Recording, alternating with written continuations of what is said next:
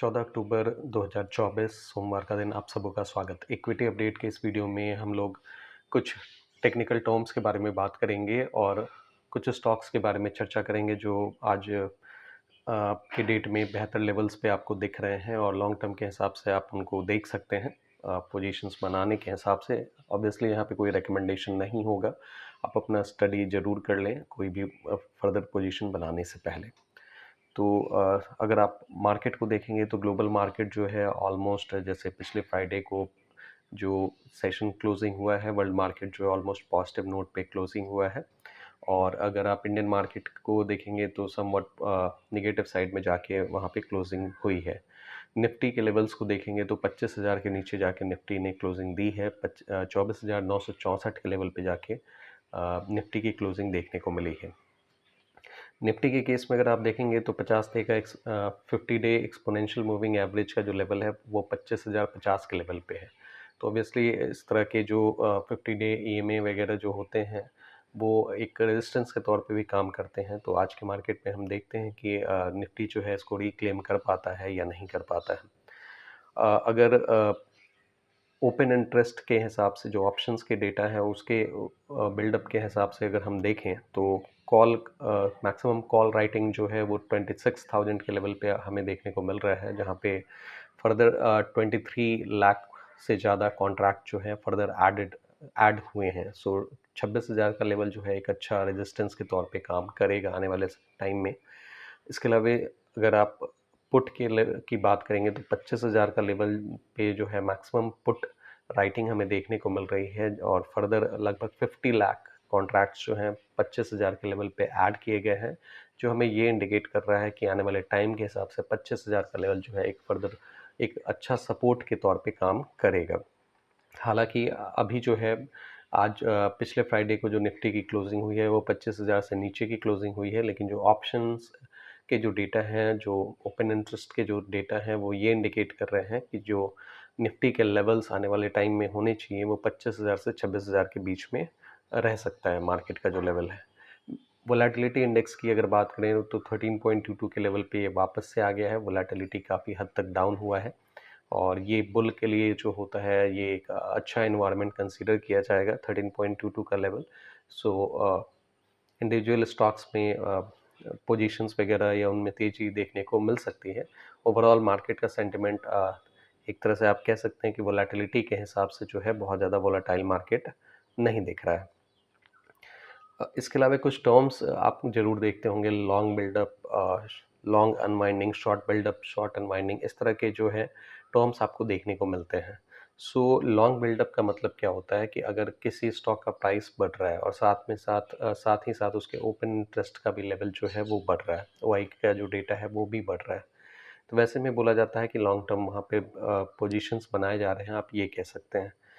Long term buildup के हिसाब से कुछ स्टॉक्स अगर आप देखना चाहें तो आप चेक कर सकते हैं। Divi's lab, Tata steel, national aluminium, Nalco जिसको हम लोग कह रहे होते हैं, सिंजिन, ये कुछ स्टॉक्स हैं जिसमें लॉन्ग बिल्डअप के पैटर्न देखने को मिल रहे हैं। यानी कि यहाँ पे प्राइस का अप्रिशिएशन भी हुआ है कुछ टाइम में और साथ ही साथ ओपन इंटरेस्ट के भी लेवल में एनहांसमेंट देखने को मिला है। तो लॉन्ग टर्म के हिसाब से इसमें पोजीशंस बनाए जा रहे हैं, ऐसा ये उम्मीद किया जा सकता है। लॉन्ग बिल्डअप का मतलब यही होता है। लॉन्ग अनवाइंडिंग की अगर बात करें तो अगर प्राइस घट रहा है और साथ ही साथ ओपन इंटरेस्ट का भी वैल्यू घट रहा है, डिक्रीज कर रहा है, तो ये आपको इंडिकेशन देते हैं कि लॉन्ग टर्म के हिसाब से जो है एक तरह से स्टॉक जो है वो बेयरिश हो रहा है या उसमें जो है उसके स्ट्रेंथ जो है वो वीक हो रही है, आप ये कह सकते हैं, क्योंकि प्राइस भी घट रहा है और उसमें ओपन इंटरेस्ट का भी पोजीशन जो है वो डिक्रीज हो रहा है। सो ऐसे में स्टॉक्स को अगर आप देखेंगे तो TCS, IGL, Axis Bank, REC Limited, PFC Limited, इन सब में लॉन्ग अनवाइंडिंग देखने को मिल रहा है, यानी कुछ आने वाले समय में इनमें वीकनेस देखने को मिल सकता है और अभी नियर टर्म में भी इनमें प्राइस का डिक्रीमेंट देखने को मिला है। शॉर्ट बिल्डअप की अगर बात करें तो शॉर्ट बिल्डअप में बेसिकली प्राइस डिक्रीज होता है लेकिन ओपन इंटरेस्ट जो होता है वो इंक्रीज होता है। और सो ये प्राइस का डिक्रीमेंट हुआ और ओपन इंटरेस्ट में आपका जो है ऊपर की तरफ जाते हुए दिखता है, तो आप ये कह सकते हैं कि शॉर्ट टर्म में ये इस तरह के पैटर्न है कि प्राइस का डिक्रीमेंट आपको देखने को मिलेगा।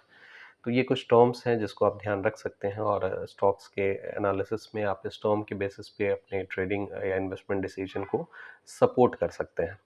इसके अलावा कुछ हाई डिलीवरी स्टॉक्स के मूवमेंट के हिसाब से अगर आप देखें तो कुछ स्टॉक्स में हाई डिलीवरी परसेंटेज जो है मेंटेन किए जा रहे हैं, और जो कि ये बताता है कि लॉन्ग टर्म में जो है उसमें पोजीशंस लॉन्ग टर्म के लिए बनाए जा रहे हैं। जैसे नवीन फ्लोरिन कंपनी जो है, कोटक बैंक हो गया, एचडीएफसी एएमसी हो गया, नेस्ले इंडिया हो गया, एसबीआई इंडिया हो गया।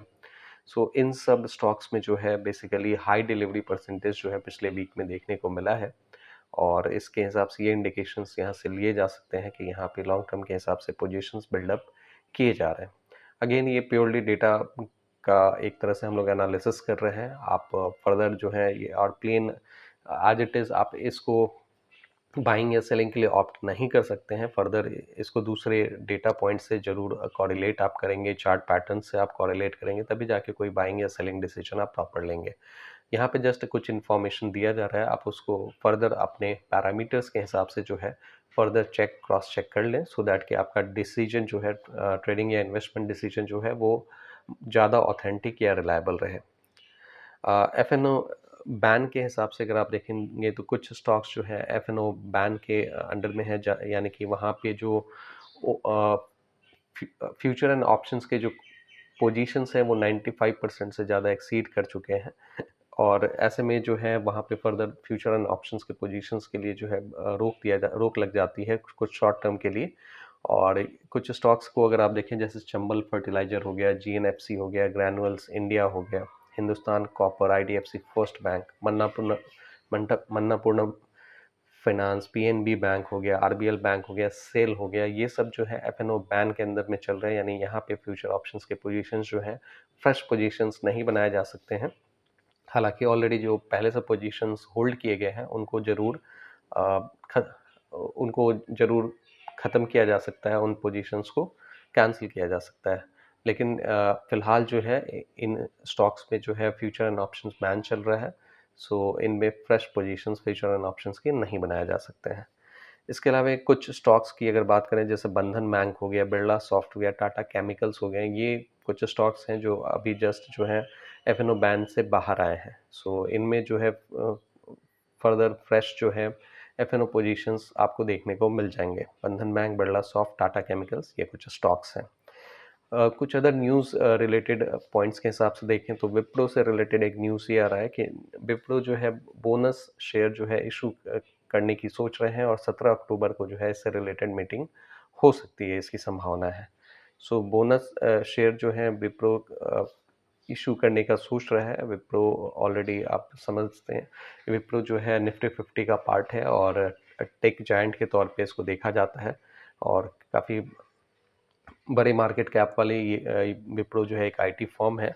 सो ये जो है अभी जो है बोनस शेयर जो है वो इशू करने जा रहे हैं। सो उसके हिसाब से जो है देखते हैं इसके प्राइस मूवमेंट पे किस तरह से इम्पैक्ट देखने को मिलता है। तो ये फिलहाल कुछ न्यूज़ एंड कुछ टर्म्स के रिगार्डिंग हमारा डिस्कशन था। आप इनको वापस से देखते हुए जो है अपने बाइंग या सेलिंग डिसीजंस को सपोर्ट करें, और अपना एक इन्फॉर्म डिसीजन लें।